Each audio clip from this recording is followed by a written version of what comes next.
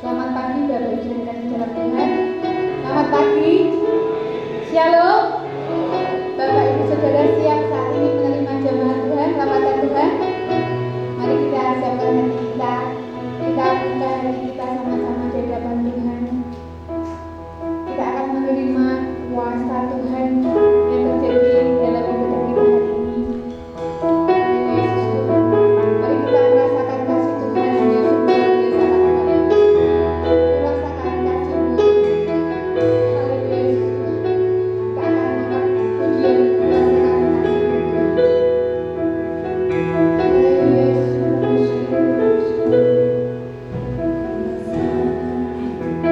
Kasih-Mu Tuhan.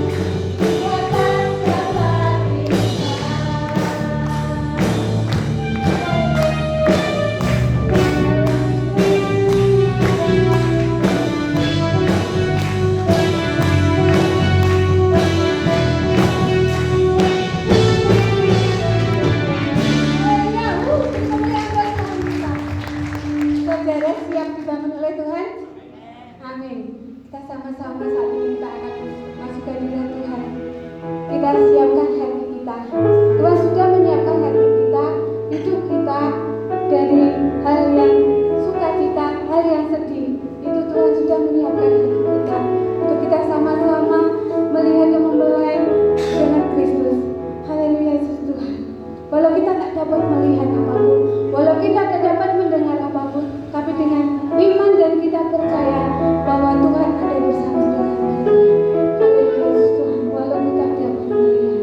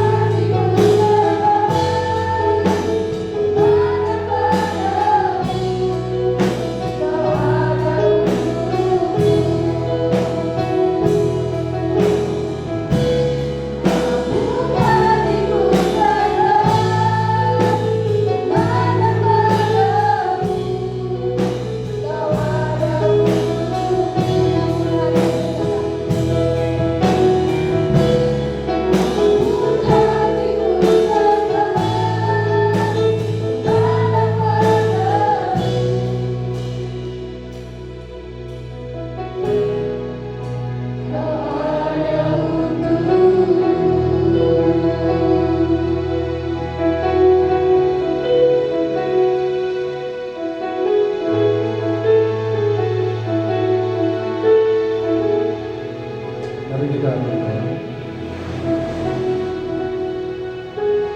Maha besar Engkau Tuhan, Allah Bapa yang bertahta di dalam kerajaan surga, Tuhan yang disembah oleh Abraham, Ishak dan Yakub, Tuhan yang kami sembah di dalam Yesus Kristus. Pada pagi hari ini kami sungguh mengucap syukur oleh karena kasih, anugerah, kebaikan dan kemurahan Tuhan. Kami boleh ada di rumah Tuhan ini untuk memuji, menyembah, meninggikan dan mengagungkan akan nama Tuhan, dan juga mengucap syukur untuk kebaikan-Mu. Tuhan, terimalah setiap pujian, menyembah dan ucapan syukur kami. Dan pada saat ini ya Tuhan, belum lengkap rasanya bila kami belum mendengarkan sabda kebenaran firman-Mu. Oleh karena itu kami membuka hati, pikiran, perasaan, jiwa dan roh kami untuk diisi oleh kebenaran firman-Mu.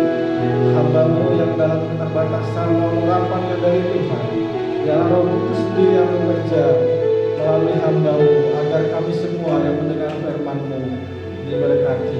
Berfirmanlah Tuhan kepada kami anak-anak-Mu sudah siap mendengar, di dalam nama Tuhan Yesus. Amin. Bapak Ibu dipersilahkan dulu. Bapak Ibu dan Saudara yang kasih di dalam Tuhan, pagi ini kita akan bersama-sama merenungkan kebenaran firman Tuhan dengan tema keluar dari zona nyaman. Mari kita bersama membuka firman Tuhan dari Markus 16. Markus pasal 16 ayat 14 sampai 20. Kita akan membaca firman Tuhan ini bersama-sama. Saya membaca ayat yang ke-14, Bapak Ibu 15, demikian selanjutnya. Mari kita bersama-sama membaca. Demikian firman Tuhan. Akhirnya ia menampakkan diri kepada ke-11 orang itu ketika mereka sedang makan, dan ia mencela ketidakpercayaan dan kedegilan hati mereka. Oleh karena mereka tidak percaya kepada orang-orang yang telah melihat dia sesudah kebangkitannya.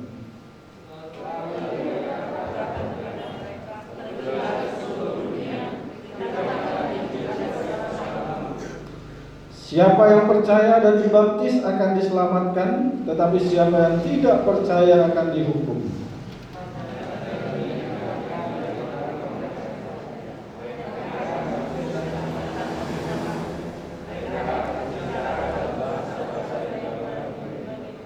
Mereka akan memegang ular, dan sekalipun mereka minum racun maut, mereka tidak akan mendapat celaka. Mereka akan meletakkan tangannya atas orang sakit, dan orang sakit itu akan sembuh.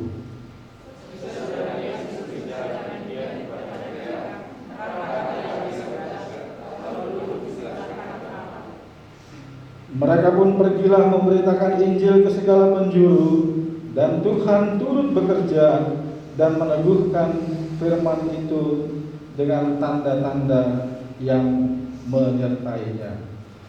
Bapak Ibu dan Saudara yang kekasih di dalam Tuhan Yesus Kristus, kita mengucap syukur kepada Allah meskipun di tengah-tengah pandemi ini kita masih merasakan perlindungan, penyertaan Tuhan. Meskipun dalam situasi yang terbatas seperti ini, kita masih dapat beribadah, ya. Kita masih dapat merayakan perayaan Natal di tempat ini. Kita masih merayakan, masih ikut ibadah buka tahun, ibadah tutup tahun dan buka tahun. Kita juga masih bisa merasakan Jumat Agung, ya, ibadah Jumat Agung. Kita juga masih bisa merayakan Paskah di rumah Tuhan ini. Dan kita juga masih bisa merayakan hari kenaikan Tuhan Yesus Kristus ke sorga. Dan kita juga bisa menikmati pencurahan Roh Kudus. Pertanyaannya sekarang, ya, dengan Bapak, Ibu dan Saudara yang kekasih di dalam Tuhan bisa mengikuti ibadah-ibadah yang sudah kita lewati, apa yang Bapak, Ibu, Saudara rasakan?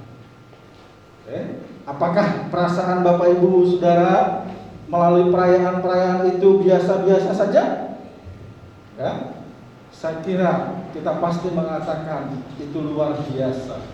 Kenapa? Karena ada banyak orang, ya, selama pandemi ini mereka tidak bisa hadir dalam ibadah. Mereka hanya ikut dalam ibadah online. Mereka hanya bisa membaca firman Tuhan. Mereka bisa mendengar firman Tuhan melalui YouTube. Tetapi mereka tidak bisa duduk bersama untuk mendengarkan firman Tuhan, untuk bersama memuji dan memuliakan Tuhan. Jadi kalau kita mengatakan bahwa apa yang sudah kita lakukan, baik pujian, penyembahan, ibadah kita dan pelayanan kita adalah hal yang biasa-biasa saja, saya pikir kita perlu merefleksi diri kita. Kenapa? Karena kita sesungguhnya harus mengucap syukur dengan situasi yang seperti itu pun Tuhan masih izinkan kita untuk datang beribadah dan menyembah Tuhan. Pertanyaan yang kedua, apakah dengan situasi yang sudah kita rasakan, kita mengucap syukur melalui perayaan Natal, kita mengucap syukur melalui perayaan Paskah, kebangkitan Tuhan Yesus, kenaikan Yesus ke surga, dan juga kita mengucap syukur atas dicurahkannya Roh Kudus bagi kita, apakah itu cukup? Saya pikir tidak, masih kurang. Nah, Bapak Ibu dan Saudara yang kekasih di dalam Tuhan Yesus Kristus, ada banyak orang yang merasa dirinya sudah nyaman. Dia bisa beribadah setiap minggu, dia bisa melayani pekerjaan Tuhan, dia bisa mengikuti ibadah di gereja seperti ini. Mereka merasa bahwa itu sudah cukup dan mereka merasa sudah nyaman dalam kehidupan kekristenan mereka. Tetapi melalui kebenaran firman Tuhan pagi hari ini, itu belum cukup. Itulah sebabnya tema kita pada pagi hari ini, Bapak Ibu, keluar dari zona nyaman.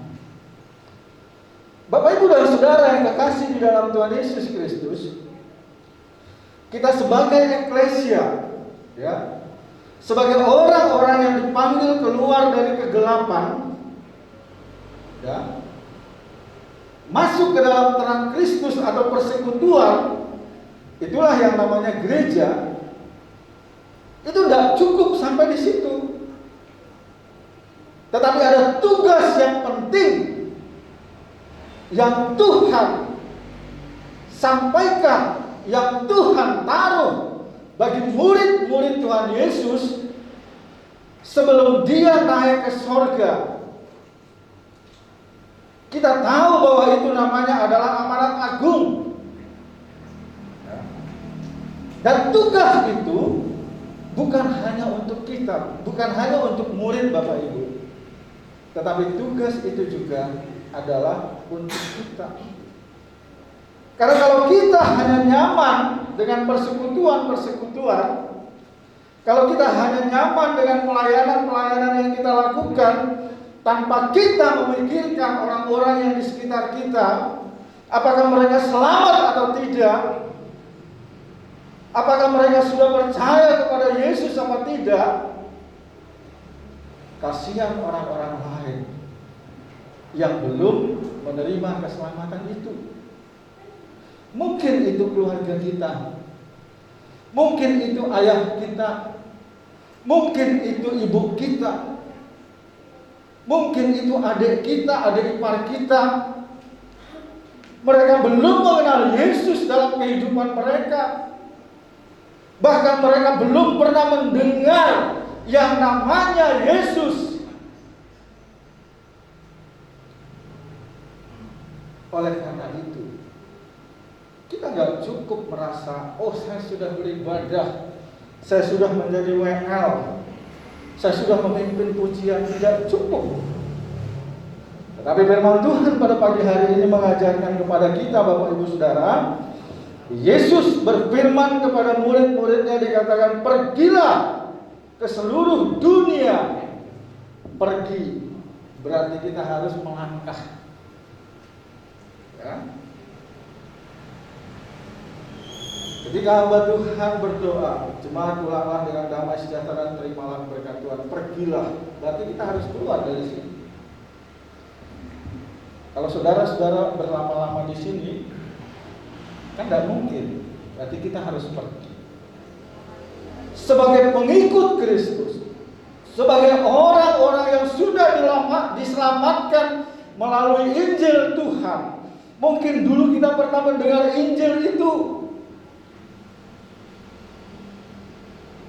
Ada beberapa di antara kita juga mungkin yang belum yang percaya bukan dari sejak kecil kan, tetapi ada yang percaya karena Injil yang diberitakan oleh para penginjil kepada kita. Nah, sekarang Bapak Ibu dan Saudara yang kekasih dalam Tuhan, tugas pemberitaan Injil itu bukan hanya beban hamba Tuhan, bukan hanya beban majelis gereja, bukan hanya tugas para pekerja gereja, tetapi tugas kita semua. Jadi jangan kita hanya merasa nyaman ketika kita mengikuti ibadah, ketika kita melayani Tuhan, oh itu sudah cukup. Tetapi pernahkah kita mengingat, oh papaku belum berjumpa dengan Tuhan, oh ibuku belum menerima Yesus dalam kehidupannya, oh tanteku. Awal penerimaan murid baru, setiap tahun di awal, murid yang baru yang diserahkan kepada saya sebagai murid Kristen, selalu saya cek dengan pertanyaan, siapakah Yesus itu menurutmu secara pribadi? Saya tidak sebutkan siapakah Tuhan Yesus itu menurutmu secara pribadi. Siapakah Yesus itu menurutmu secara pribadi? Mereka ada yang menjawab, oh anak Allah, ya, oh Yesus Tuhan, ya, Yesus Nabi, ya. Tetapi jarang bagi mereka anak-anak itu menjawab bahwa Yesus itu adalah Tuhan dan Juru Selamat saya secara pribadi. Dari situ saya tahu apa yang harus saya lakukan bagi murid-murid yang saya didik. Karena tujuan saya mengajar adalah ingin yang pertama memperkenalkan Yesus kepada murid-murid saya. Yang kedua yang paling penting adalah membawa mereka untuk berjumpa secara pribadi, menerima Yesus secara pribadi sebagai Tuhan dan Juru Selamat mereka. Dan yang ketiga, mereka boleh silahkan berpelayanan. 3 poin itu yang menjadi tujuan utama saya dalam mengajar. Bapak, Ibu dan Saudara yang kekasih di dalam Tuhan, pada pagi hari ini kita diajarkan oleh kebenaran firman Tuhan. Kita tidak cukup hanya percaya kepada Yesus, kita tidak cukup hanya beribadah setiap hari, setiap minggu, tetapi kita harus juga melakukan apa yang dikatakan dalam firman Tuhan ini adalah amanat agung. Ya, mungkin kita sudah merasa nyaman, ibadah sudah cukup, pelayanan sudah cukup, membawa persembahan sudah cukup, ya kan? Yang penting saya sudah ke gereja, yang penting besok saya sudah dibaptis, ya kan? Tapi itu belum cukup, Bapak Ibu dan Saudara yang kasih dalam Tuhan. Kita harus keluar. Dikatakan pergi ke seluruh dunia, beritakan Injil kepada segala makhluk. Supaya apa? Supaya mereka percaya. Dan dikatakan siapa yang percaya dan dibaptis akan diselamatkan. Tetapi siapa yang tidak percaya akan dihukum. Bapak, Ibu dan Saudara, ketika kita melihat saudara kita yang belum berjumpa dengan Tuhan, ketika kita melihat orang tua kita bapak, ibu kita, saudara kita, ya, yang belum percaya kepada Tuhan, boro-boro percaya mendengar saja belum, ya, apa yang kita lakukan?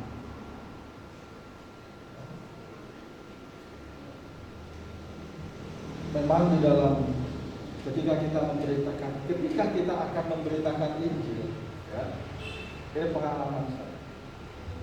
Ketika kita akan memberitakan Injil, awalnya kita semangat Bapak Ibu. Sudah dimasukkan pokok doa, ya kan? Sebutkan nama-nama ini Tuhan, doa untuk ini dan lain sebagainya. Masukkan dalam pokok doa.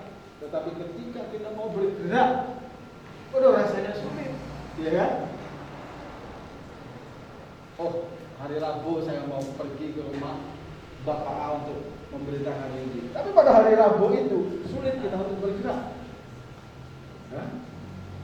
Dan ketika kita sudah berjumpa dengan orang yang akan kita injili, mulut ini seolah terkunci, ya kan? Ini mau ngomong apa, pendahuluannya apa, kan begitu. Memang sulit Bapak Ibu Saudara yang kasih dalam Tuhan. Tetapi kalau kita tidak pernah mencoba, kalau kita tidak pernah mengambil langkah untuk pergi dan memberitakan Injil, amanat agung ini hanya mandek sampai di sini saja. Ya memang ada tantangan. Dan itu yang harus kita siapkan. Bisa saja ketika kita memberitakan Injil yang tadinya hubungan baik, ya kan? Ketika kita memberitakan tentang Yesus, kita bisa dilempar sama mereka, bisa, ya. Tapi kembali lagi Bapak Ibu Saudara yang kasih dalam Tuhan, kita melihat bahwa di dalam tugas pemberitaan Injil, Tuhan tidak membiarkan kita sendiri, tetapi Tuhan ada bersama dengan kita. Dan Tuhan memberikan otoritasnya, memberikan kuasanya untuk kita untuk melakukan tugas panggilan itu. Kita perhatikan dikatakan, ya, bagi siapa yang ingin memberitakan Injil dan melakukan tugas panggilan yang Tuhan berikan kepada kita supaya orang lain diselamatkan, dikatakan dalam ayat 17. Tanda-tanda ini akan menyertai orang-orang yang percaya.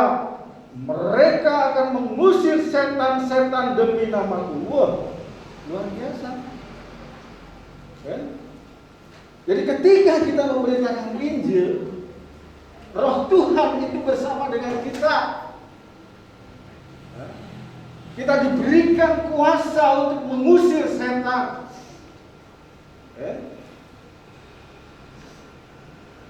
Tentunya tidak juga segampang yang dibicarakan. Pergi langsung dalam nama Yesus, setan keluar. Bisa balik, ya kan? Pengalaman saya pertama, nggak tahu juga itu dalam itu. Ada murid saya kerasukan setan. Saya belum pernah melayani eksorsisme, ya? Karena saya baru lulus dari sekolah teologi, kan baru ideal tuh, ya. Ada murid kami yang kerasukan setan di sekolah itu. Wah, aku bawa sana katanya. Wah, terus dibawa ke sana, ya kan? Aku minta ini, dikasih, ya kan?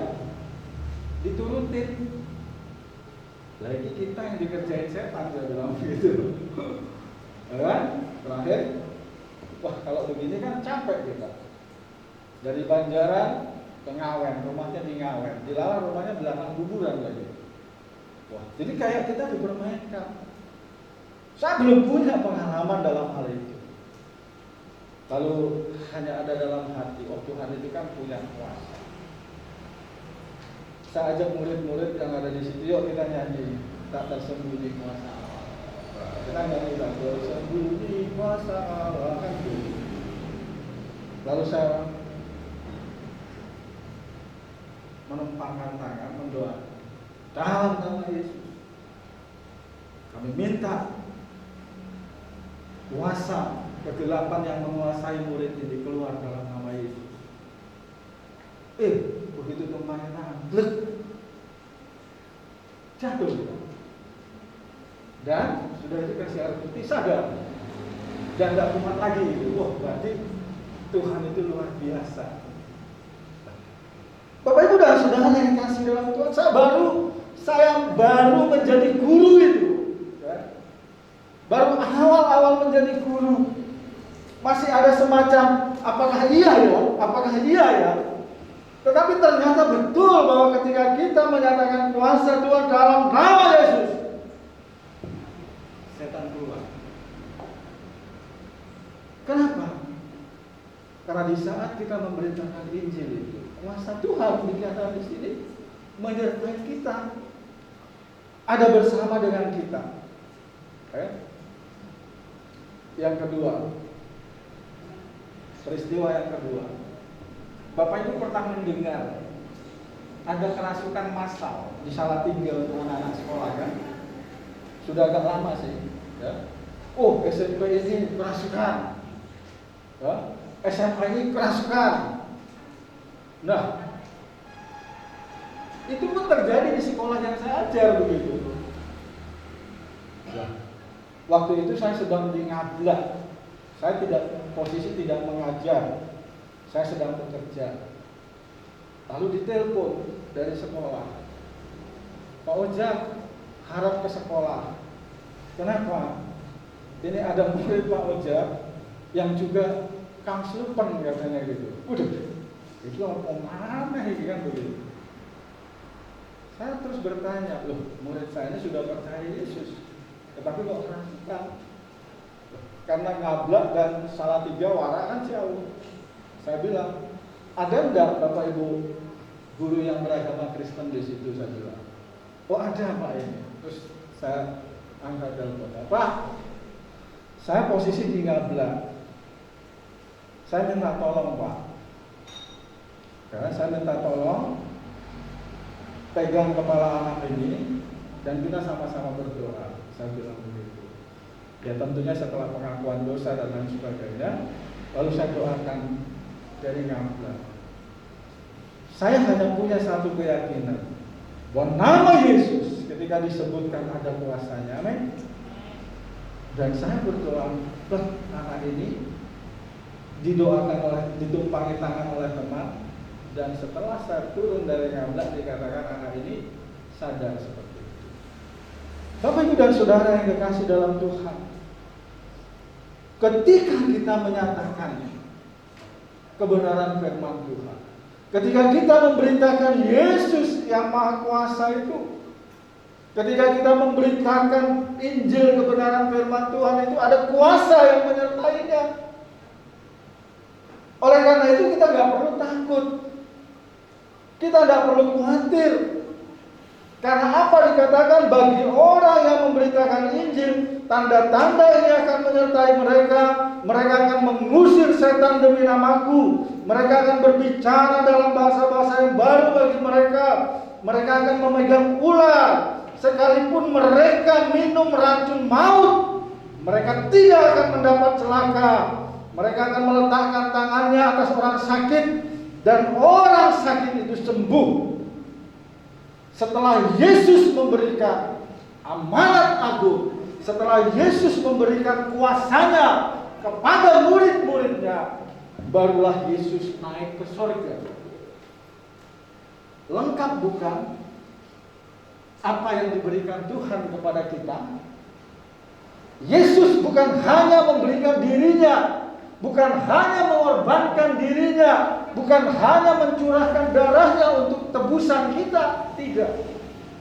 Tetapi Yesus memberikan kuasanya, otoritasnya bagi kita, sebagai bekal bagi kita untuk memberitakan Injil kepada orang lain, untuk menceritakan bahwa Yesus itu adalah juru selamat bagi umat manusia. Kuasanya ada di dalam setiap diri pribadi kita masing-masing yang percaya kepadanya. Itulah sebabnya Bapak Ibu dan Saudara yang kasih dalam Tuhan, kita tidak cukup hanya beribadah, itu baik, ya. Kita melayani Tuhan itu baik, Saya berkhotbah begini itu pun sudah baik, tidak ada masalah kan? Tetapi masih ada tugas yang diberikan Tuhan kepada kita untuk keluar dari ruangan ini, keluar dari kehidupan kita untuk melangkah, memberitakan, menceritakan Injil, menceritakan Yesus sebagai Tuhan dan Juru Selamat kepada orang lain. Itulah sebabnya jangan kita hanya merasa sudah nyaman, yang penting saya bisa memuji Tuhan, yang penting saya bisa melayani. Hari ini keluar dari zona nyaman itu, keluar dari zona nyaman itu, melangkah,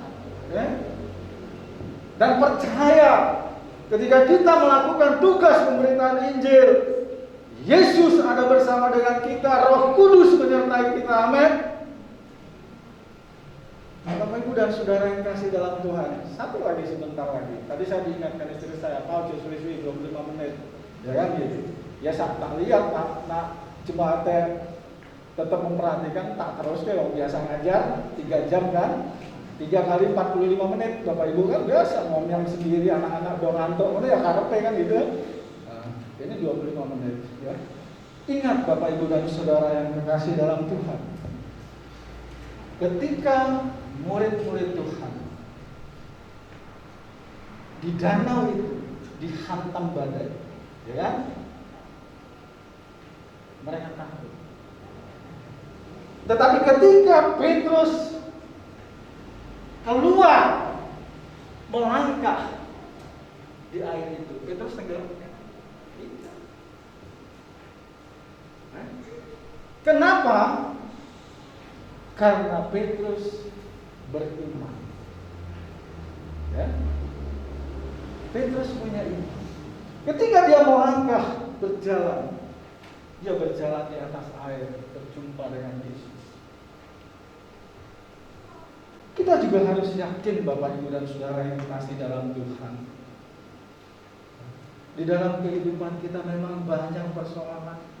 Mungkin kita berpikir, waduh aku sendiri masih banyak persoalan, aku banyak masalah, aku banyak badai kehidupan yang aku alami. Bagaimana mungkin saya mau memberitakan Injil kepada orang lain? Itu strategi iblis untuk membuat kita nggak mau memberitakan Injil. Oh, aku belum layak untuk memberitakan Injil. Bagaimana mereka boleh percaya? Tapi ingat, ketika kita memberitakan Injil, Roh Kudus bekerja. Injil, firman Tuhan yang kita beritakan itu, dan Roh Kudus itulah yang bisa mengubah hidup orang lain, bukan pribadi kita. Yang penting Bapak Ibu dan Saudara yang kasih dalam Tuhan, bagian kita lakukan. Tuhan akan melakukan bagiannya. Okay?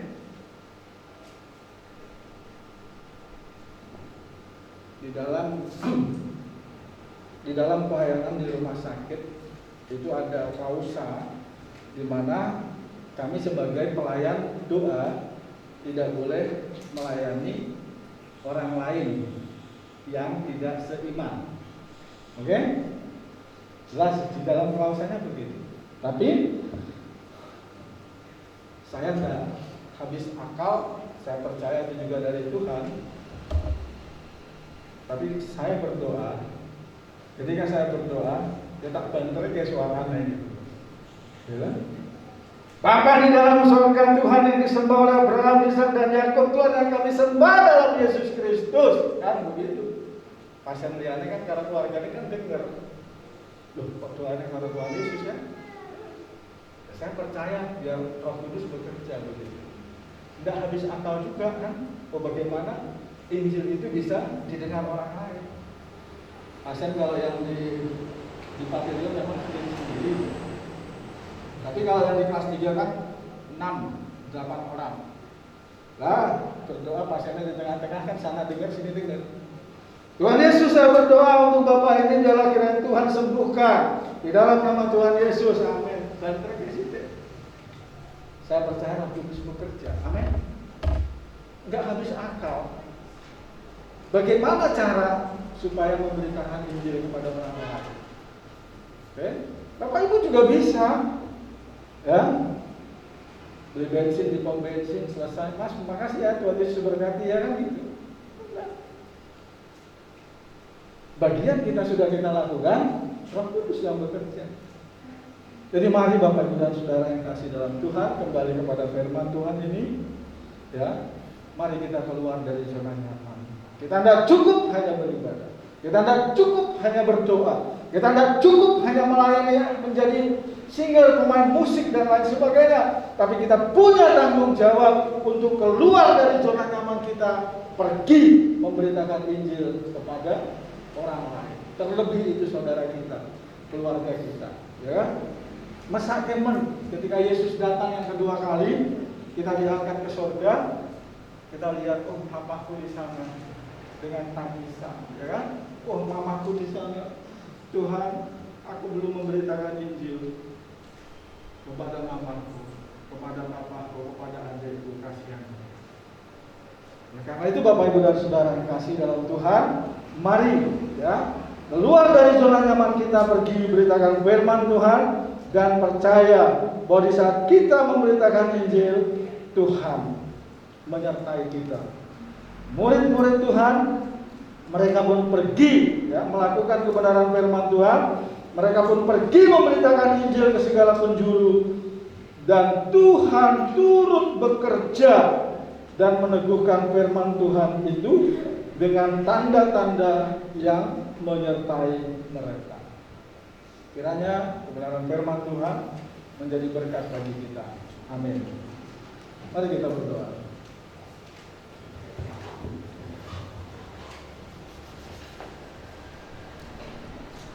Bapa di sorga, pada pagi hari ini kami sungguh mengucap syukur dan berterima kasih kalau pada pagi hari ini melalui kebenaran firman-Mu kami boleh merefleksi lagi akan kehidupan kami, terlebih tanggung jawab kami sebagai anak-anak Tuhan. Tolong Tuhan agar kami dapat melakukan kebenaran firman-Mu. Pada pagi hari ini kami mau keluar dari zona nyaman kami. Kami melihat di sekeliling kami ada banyak jiwa yang belum berjumpa dengan Tuhan. Mereka bukan hanya miskin secara materi, tetapi mereka juga miskin secara rohani ya Tuhan. Mereka bukan hanya menderita di tengah-tengah dunia ini, tetapi mereka juga sedang menuju kepada penderitaan jika mereka tidak berjumpa dengan Tuhan. Oleh karena itu ya Tuhan, kami berdoa, taruhlah Tuhan firman-Mu di hati kami, taruhlah amanat agung-Mu itu di hati kami, dan terlebih biarlah kuasa-Mu itu akan menyertai kami, sehingga di saat kami melangkah memberitakan kebenaran firman-Mu, memberitakan bahwa Yesus adalah Tuhan dan Juru Selamat bagi mereka yang percaya. Kami percaya bahwa Roh Kudus menyertai kami. Roh Kudus ada bersama dengan kami. Terima kasih Tuhan. Hamba-Mu sudah selesai menyampaikan firman-Mu. Biarlah Roh Kudus yang bekerja dalam hati kami, sehingga masing-masing kami yang hadir pada pagi hari ini, mulai hari ini, mengambil komitmen setidaknya untuk mendoakan satu jiwa supaya mereka boleh mendengarkan kebenaran firman-Mu. Terima kasih Bapa. Kami berdoa bersyukur dalam nama Tuhan Yesus. Amin. Shalom, kita akan menyaksikan info pekan ini. Kami mengucapkan terima kasih untuk pelayanannya hari ini kepada Ibu Pendeta Muda Trivena Triani. Tuhan Yesus memberkati. Kami juga mengucapkan terima kasih untuk pelayanannya hari ini kepada Bapak Ojak Mauli Huta Barat. Tuhan Yesus memberkati. Katekisasi baptisan air diliburkan. Ibadah kaum pria Maranatha diadakan hari Selasa pukul 18.30 waktu Indonesia Barat. Persekutuan doa diadakan hari Sabtu pukul 9 hingga 10 pagi waktu Indonesia Barat. Ibadah raya yang pertama diadakan hari Minggu pukul 7 hingga 8 pagi waktu Indonesia Barat. Ibadah raya yang kedua diadakan hari Minggu pukul setengah 9 hingga setengah 10 pagi waktu Indonesia Barat. Ibadah raya yang pertama dan kedua disertai dengan perjamuan kudus. Latihan ibadah raya yang pertama dan kedua diadakan hari Sabtu pukul 5 atau 6 sore waktu Indonesia Barat. Bagi jemaat yang akan mengikuti ibadah, silahkan mendaftar kepada Ibu Nur atau grup GBI Maranatha. Kami mengucapkan selamat ulang tahun kepada jemaat yang berulang tahun di minggu ini. Ibu Evi Suparti pada tanggal 26 Mei, Bapak Theophilus Bambang Prasetyo pada tanggal 26 Mei, Saudari Yohana Nani Nadia Cintariani pada tanggal 27 Mei, Adik Jovanka Alessa Atapari pada tanggal 30 Mei. Tuhan Yesus memberkati.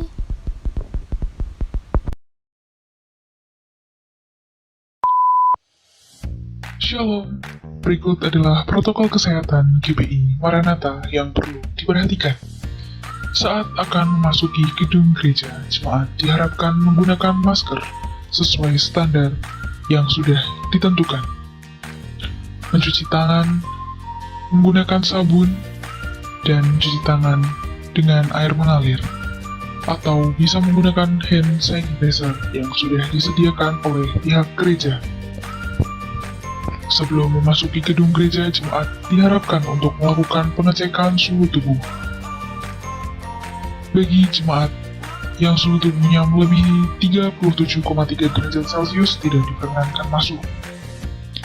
Jemaat diharapkan untuk menjaga jarak minimal 1,5 meter. Menghindari kontak fisik seperti bersalaman atau kontak fisik yang lainnya.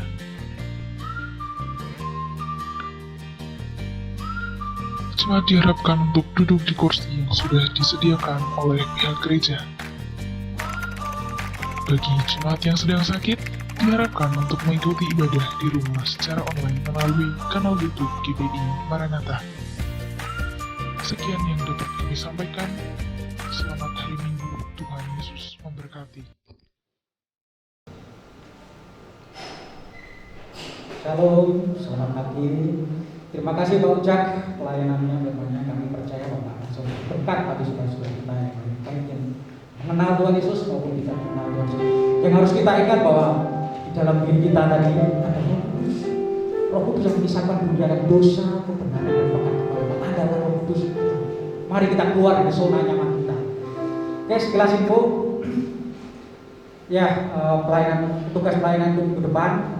Worship leadernya adalah Bapak Sindu, singernya Bapak Budi, dan Saudari Nina. Musik Saudari Vita, Bapak Chris, Saudara Andre. Tamborin Saudara Melin, Saudara Rateh. Multimedia Saudara Bintang, dan pembicaranya Bapak Pendeta Simeon Surati. Petugas perjamuan kudus ibadah raya yang pertama adalah Bapak Daniel Rianto, kemudian Bapak Slamet untuk ibadah raya yang kedua, Bapak Bambang dan Bapak Dwi. Keluarga besar GBI Maranatha mengucapkan selamat menempuh hidup baru kepada Saudara Samuel, Dwi Kristiono, dan Saudari Maria Tiah Lili Gumanti. Ya. Sekarang Pak Surati sedang sana ya, berkatanya.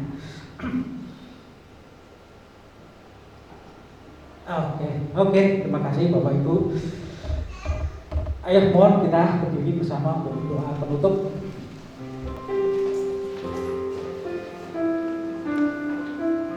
Allah Bapa yang terkasih dalam Tuhan Yesus Kristus, sembah, sujud, puji dan syukur kami hanya untuk kemuliaan tahta-Mu, kudusnya nama-Mu, besarnya kuasa-Mu, kasih-Mu, keadilan-Mu, kerahiman-Mu, kebaikan-Mu, kesabaran-Mu dan kesetiaan-Mu yang tak akan pernah mampu kami pahami. Engkau adalah Tuhan, Bapa, Raja, Gembala Agung, Imam Besar Agung, Tuhan dan Juru Selamat bagi kami. Bapak yang terkasih, kami bersyukur pagi hari ini kami bisa berkumpul bersama-sama beribadat di gedung gereja Maranatha ini. Kami hanya memuja-muji dan meninggikan nama-Mu dan mendengarkan dan belajar dari firman-Mu yang sebagai Bapak ucap. Akhirnya Bapak, biarkanlah setiap dari kami ketika menjalankan ibadat ini semakin mampu dan mau mengerti, memahami, percaya, menyadari dan menghidupi, sehingga kami akan mengalami anugerah kasih karunia-Mu demi kasih karunia-Mu yang di dalam Tuhan Yesus Kristus sudah tercurah melimpah di dalam hari-hari kehidupan kami. Terima kasih Bapa, dengan doa ini hanya di dalam nama Tuhan Yesus Kristus kami berdoa. Amin. Terima kasih Bapak Ibu.